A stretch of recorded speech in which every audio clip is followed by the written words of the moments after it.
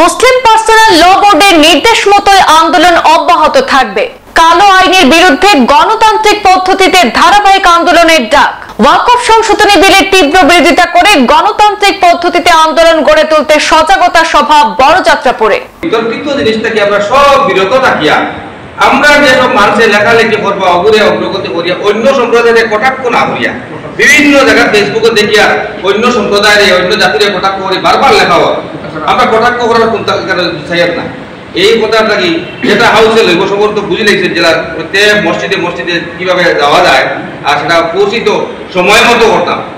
সদ্য রাজ্যসভা এবং লোকসভায় ওয়াকফ সংশোধনী বিল পাশ করেছে বর্তমান ক্ষমতাসীন বিজেপি সরকার।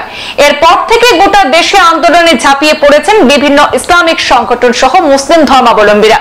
এদিকে রাজ্যের বিভিন্ন স্থানে প্রতিবাদ সমাবেশ অব্যাহত রয়েছে। বিশেষ করে বরাক উপত্যকার ইসলামিক সংগঠনগুলো একত্রিত হয়েছে। আহলে সুন্নাত, জমিয়ত, নদওয়া সহ একাধিক সংগঠনের কর্মকর্তারা ঐক্যবদ্ধের ডাক দিয়ে ওয়াকফ সংশোধনী বিল বাতিলের বিরুদ্ধে মাঠে নামতে প্রস্তুত হয়েছে।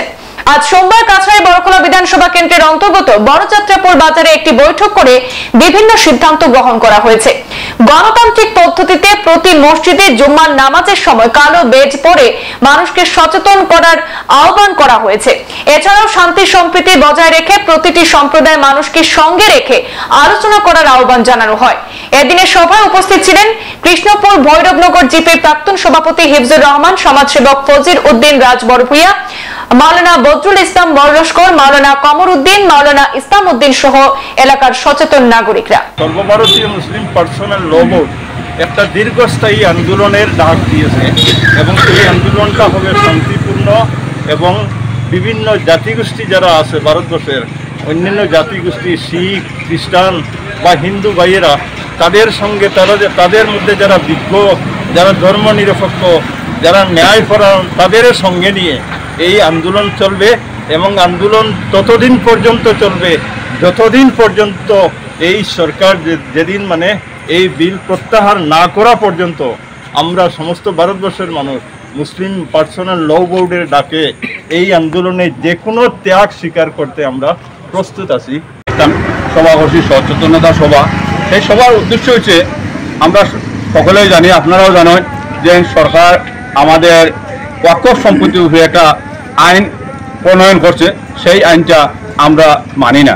না মানার অর্থ আমরা বক্তা অনেকে বলেছেন, কিন্তু আমি সেই দিকে না গিয়ে আমি এই কথা বলতে চাই, আমাদের আজকের এই যে ওয়াকফ বিলের যে বিরোধিতা আমরা করছি সেই বিরোধিতায় আমাদের কোনো জাতি বা কোনো ধর্মের বিরুদ্ধে নয়, কোনো জাতি বা কোনো ধর্মের বিরুদ্ধে নয়। আমাদের প্রতিবাদটা হচ্ছে সরকারের বিরুদ্ধে।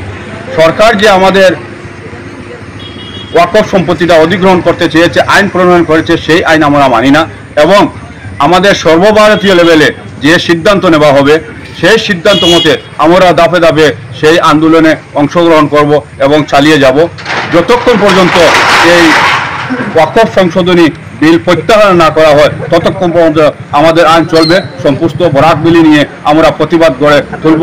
আমরা বিগত দিনে করেছি শনিবারে একটি সচেতন সভা, আজকে করেছি বড়যাত্রাপুরে, তারপরে আমরা ধাপে ধাপে গ্রামে গঞ্জে আমরা করব।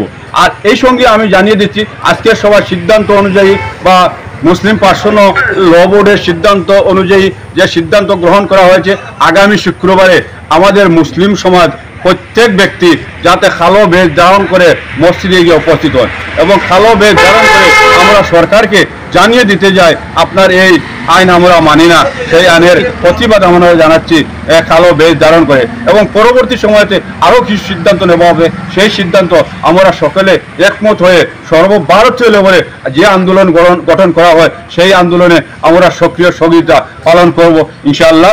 এই কথা আমি সকলের কাছে অনুরোধ করছি যাতে কালো বেজ আপনারা ধারণ করে আগামী শুক্রবারে প্রতিবাদকে সাব্যস্ত করে মসজিদের মধ্যে সেই বেজ নিয়ে যান এবং মসজিদের বাইরে সামান্য সময় বিশিষ্ট ব্যক্তিগত আলোচনা করবেন। সেই আলোচনায় আপনারা অংশগ্রহণ করবেন। সামান্য সময় অংশগ্রহণ করলে এই ওয়াকফ সম্পত্তি কি সেই ব্যাপারে আপনাদেরকে বুঝিয়ে দেওয়া হবে।